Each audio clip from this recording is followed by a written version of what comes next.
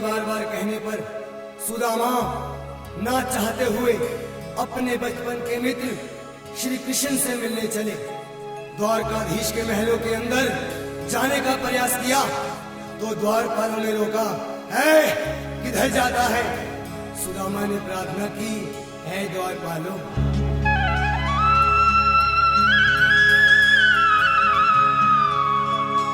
देखो देखो ये गरीबी का हाल, कृष्ण के दर पे विश्वास लेके आया, मेरे बचपन का यार है मेरा शान,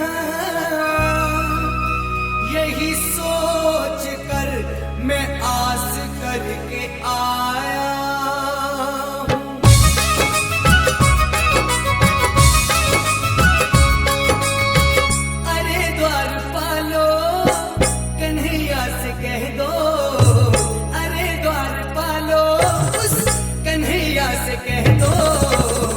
दर पे सुदामा गरीब आ गया है, दर पे सुदामा गरीब आ गया है। भटकते भटकते न जाने कहाँ से, भटकते भटकते न जाने कहाँ से, तुम्हारे महल के करीब आ गया है।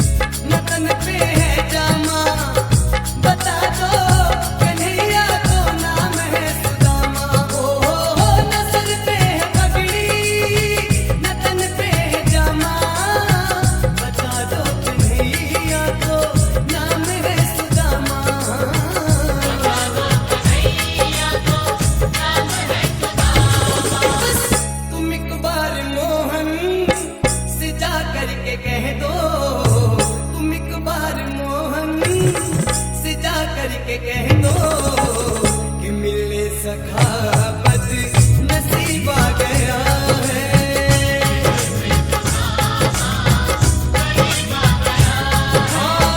अरे द्वारपालो कन्हैया से कह दो कि मिलने सुदामा गरीब आ गया है।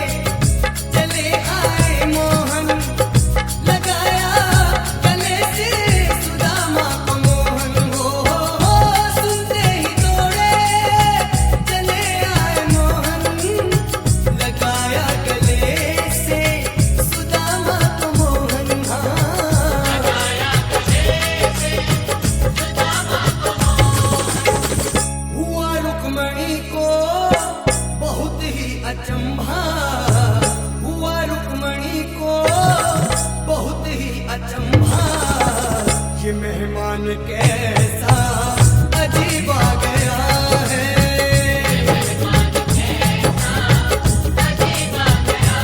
हाँ, हुआ रुक्मणी को बहुत ही अचंभा, ये मेहमान कैसा अजीब आ गया है।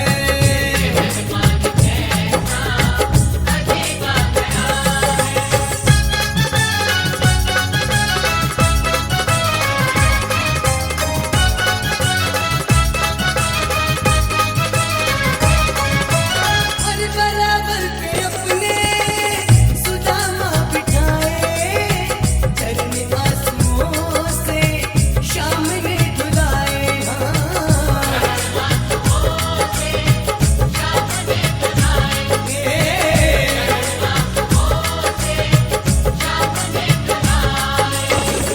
बराबर पे अपने सुदामा बैठाए, चरण आंसुओं से शाम ने धुलाए हो। बराबर पे अपने सुदामा बिठाए, चरण आंसुओं से शाम ने धुलाए हो।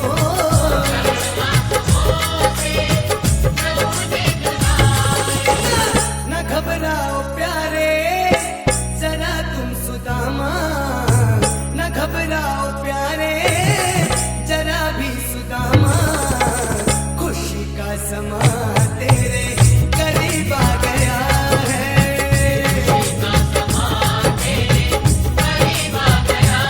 ओए, न घबराओ प्यारे जरा तुम सुदामा, खुशी का समा तेरे करीब आ गया है।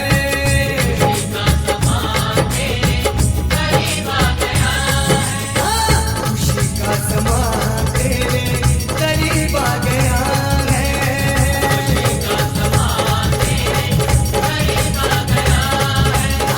खुशी का समा तेरे करीब आ गया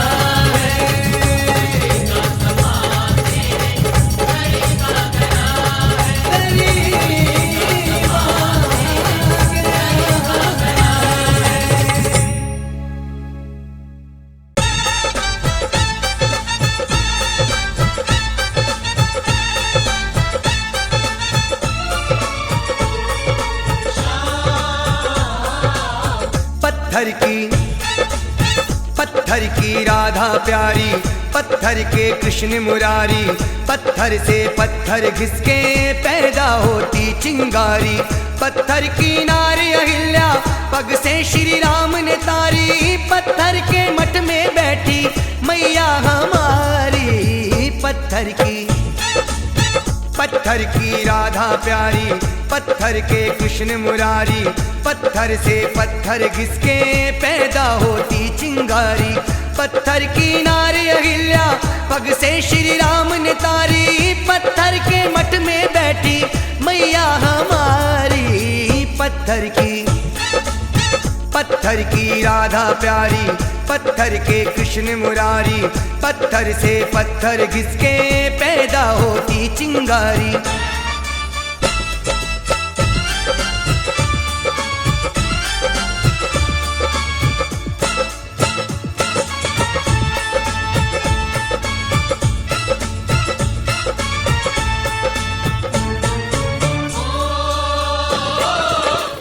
बरस वनवास में भेजा राम लखन सीता को पत्थर, रखसी ने दशरथ ने पुत्र जुदाई का भी पत्थर सहा। देव की माँ ने कैसी लीला रची कुदरत ने, पत्थर धन्य को मिला जिसमें ठाकुर बसा।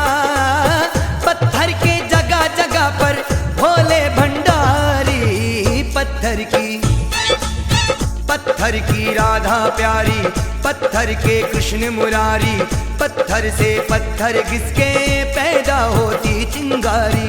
पत्थर की नारी अहिल्या पग से श्री राम ने तारी, पत्थर के मठ में बैठी मैया हमारी। पत्थर की राधा प्यारी, पत्थर के कृष्ण मुरारी, पत्थर से पत्थर घिसके पैदा होती चिंगारी।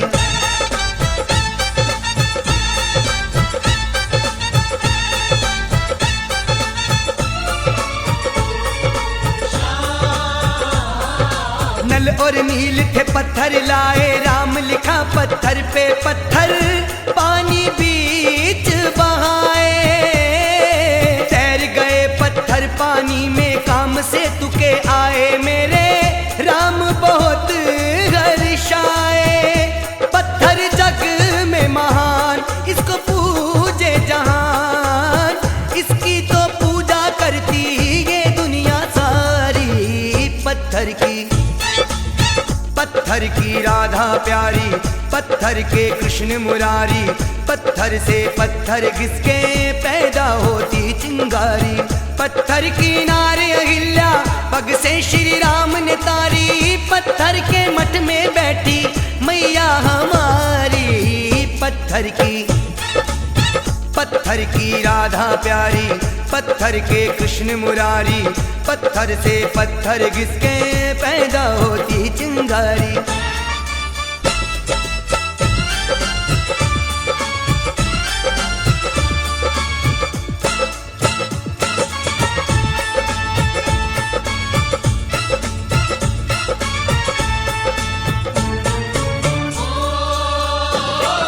ले हनुमान उड़े जब पत्थर संजीवन ले आए, सारे वीर पुरुष हर्षाए। वो ही पत्थर ब्रजभूमि में गोवर्धन कहलाए, जो है उंगली बीच उठाए। मंदिरों में भी तो यही पत्थर जुड़े, पत्थर की गांव में देखो पत्थर पटवारी। पत्थर की राधा प्यारी, पत्थर के कृष्ण मुरारी, पत्थर से पत्थर घिसके पैदा होती चिंगारी। पत्थर की नारी अहिल्या, पग से श्री राम ने तारी, पत्थर के मठ में बैठी मैया हमारी। पत्थर की राधा प्यारी, पत्थर के कृष्ण मुरारी, पत्थर से पत्थर घिसके पैदा होती चिंगारी।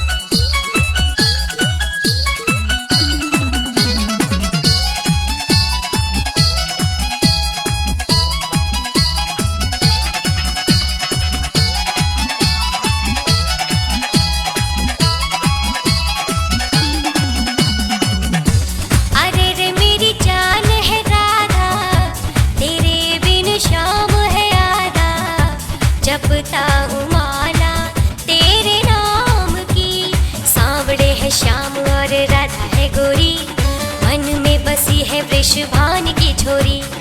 ऐसी लगी प्रीत जैसे चांद चकोरी, कभी नहीं टूटेगी ये प्रेम की डोरी। अरे रे मेरी जान है राधा, तेरे बिन शाम है आधा, जपता हूँ माला तेरे नाम की, नाम की।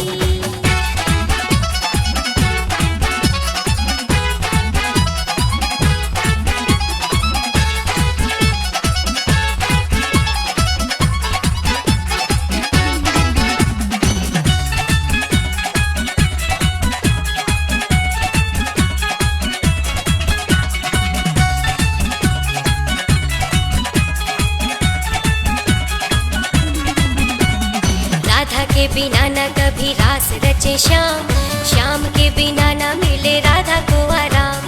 राधे श्याम बिना लागे सुना ब्रज धाम, एक दूजे के साथ साथ रहे आठों याम। अरे रे मेरी जान है राधा, तेरे बिन श्याम है आधा, जपता हूँ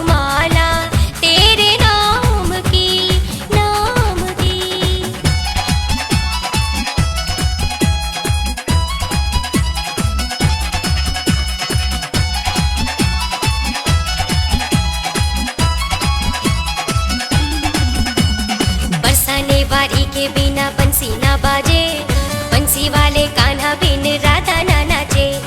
मोहित हो गई राधा ऐसी नट खट पे, कान्हा के बिना ना आए बन घट पे। अरे रे मेरी जान है राधा, तेरे बिन शाम है यारा, जपता हूँ माला तेरे नाम की, नाम की।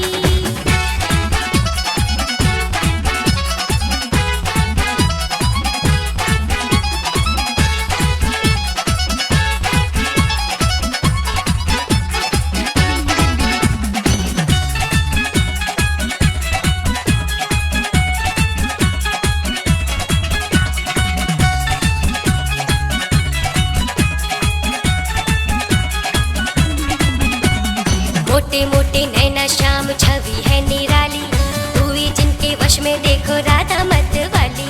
राधा से ना होवे जब तक श्याम की ठिठोली, माखन मिश्री बुरी लगे ग्वालों की टोली। अरे रे मेरी जान है राधा, तेरे बिन श्याम है यारा, जपता हूँ माला तेरे नाम की, नाम की।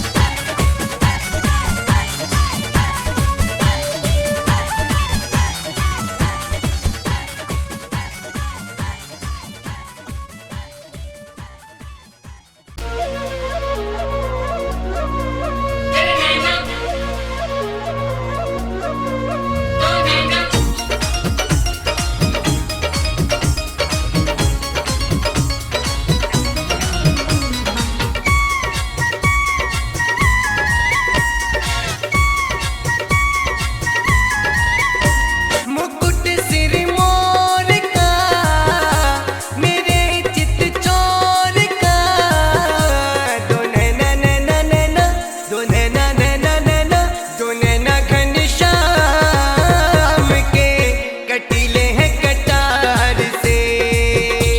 दो नैना घनश्याम के कटीले हैं कटार से। मुकुट सिर मोर का, मेरे चित चोर का, दो नैना नैना नैना, दो नैना नैना नैना, दो नैना घनश्याम के कटीले हैं कटार से। दो नैना घनश्याम के कटीले हैं कटार से।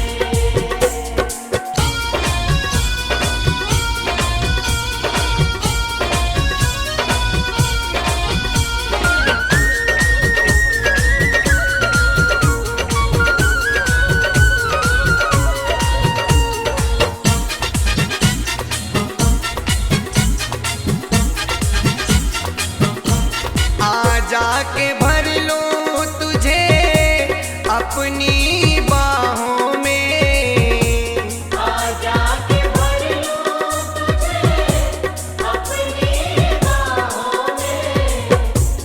आजा छिपा लूं तुझे अपनी निगाहों में, आजा छिपा लूं तुझे अपनी निगाहों में।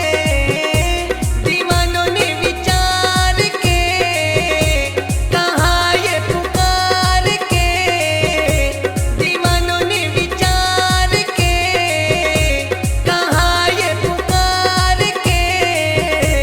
दो नैना नैना नैना, दो नैना नैना नैना, दो नैना घनश्याम के कटीले हैं कटार से। दो नैना घनश्याम के कटीले हैं कटार से।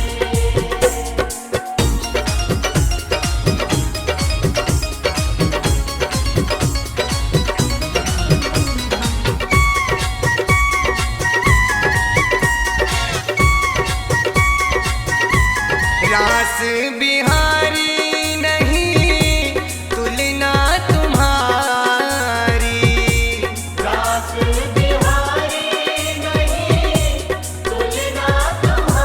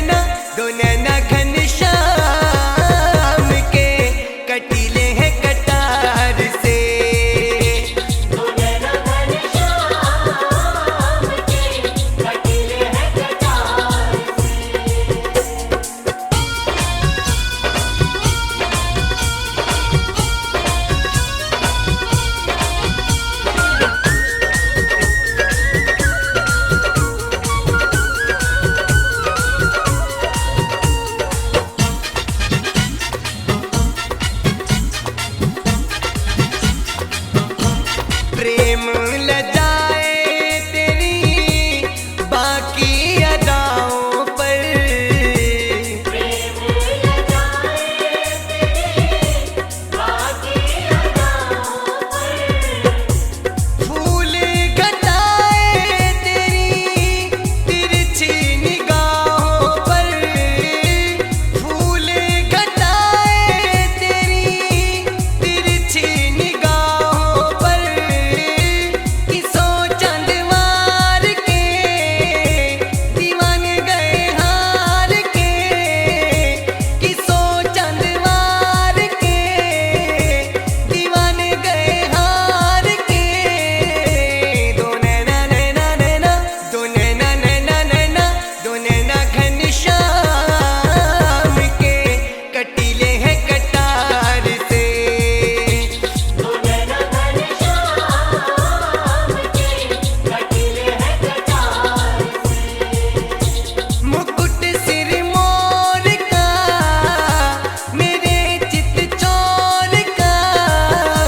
दो नैना नैना नैना दो नैना नैना नैना दो नैना घनश्याम के कटीले हैं कटार से।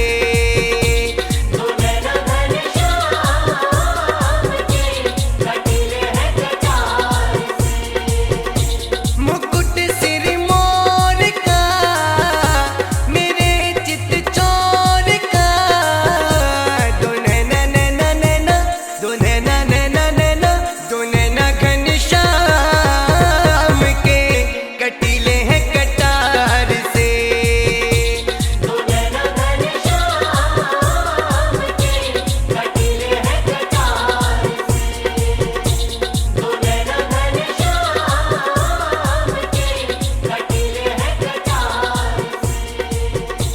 दो नैना घनश्याम के कटीले हैं कटार से। दो नैना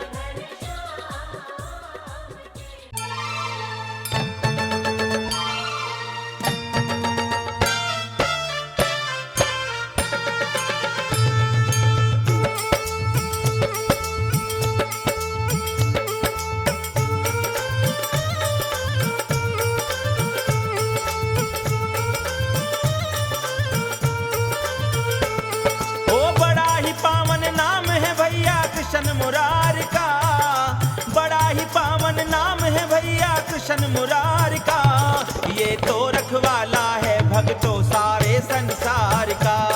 ये तो रखवाला है भक्तों सारे संसार का। ये तो रखवाला है भक्तों सारे संसार का। ओ बड़ा ही पावन नाम है भैया कृष्ण मुरार का। बड़ा ही पावन नाम है भैया कृष्ण मुरार का। ये तो रखवाला है भक्तों सारे संसार का। ये तो रखवाला है भक्तों सारे संसार का। ये तो रखवाला है भक्तों सारे संसार का।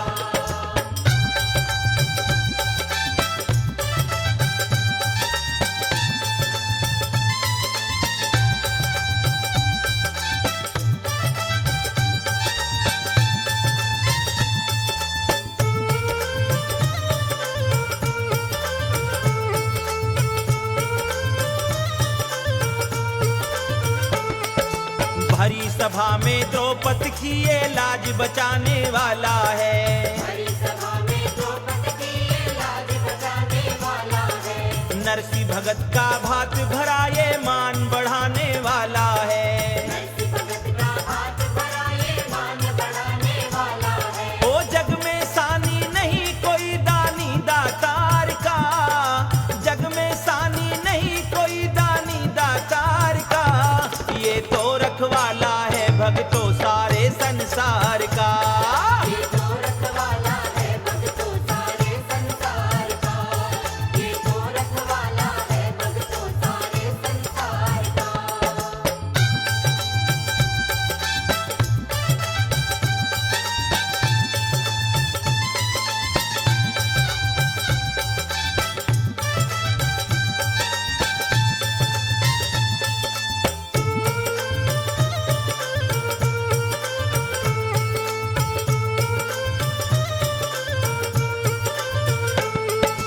हिरणाकुश का वध करके प्रहलाद को पार लगाया था।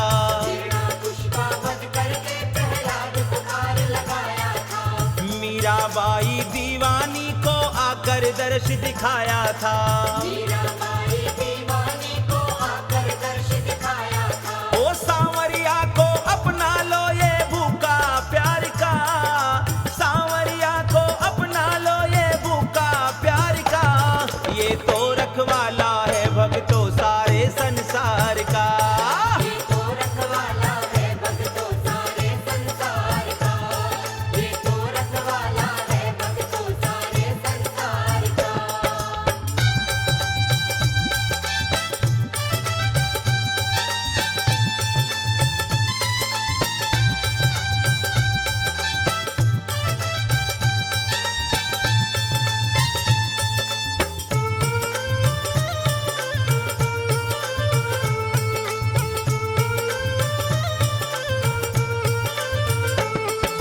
कलयुग में श्री श्याम नाम जीवन का सच्चा सार है।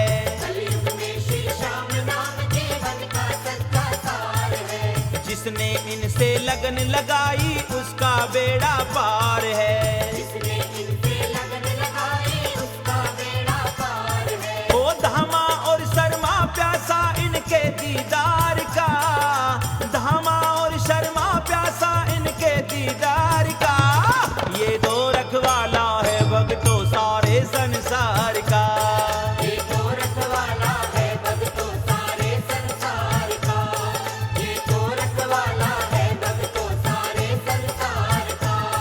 ओ बड़ा ही पावन नाम है भैया कृष्ण मुरार का, बड़ा ही पावन नाम है भैया कृष्ण मुरार